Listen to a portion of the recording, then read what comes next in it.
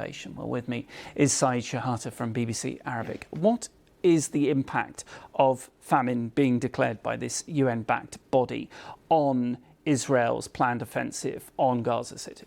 Unfortunately, it will not change the Israeli Prime Minister Benjamin Netanyahu's mind for several reasons. First, Mr. Netanyahu said the report conclusion is outright lie. Said Israel doesn't have a policy of starvation. On the contrary, it has a policy of preventing starvation. This one. Second, Mr. Netanyahu believes that the only way to release the hostages is by military force. So the reason Gaza City, seizing Gaza City and controlling Gaza City is a must in his plan.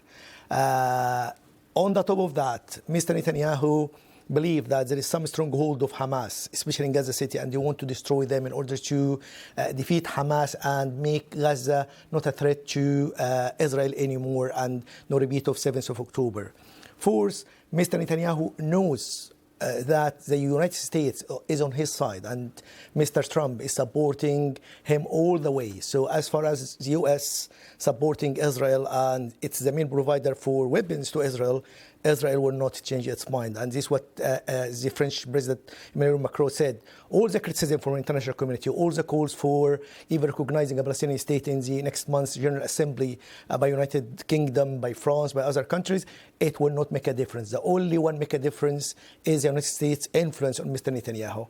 On the top of that, Mr. Netanyahu believes that before he managed to put pressure on Hamas, and Hamas recently agreed on a truce of 60 days to release half of the living hostages and 18 of the dead hostages and even Hamas dropped its condition for Israel not to resume hostilities after the 60 days, which was the main condition for Hamas. So Mr. Netanyahu believes that the military pressure makes Hamas change its mind and drop its conditions. So more pressure will release hostages.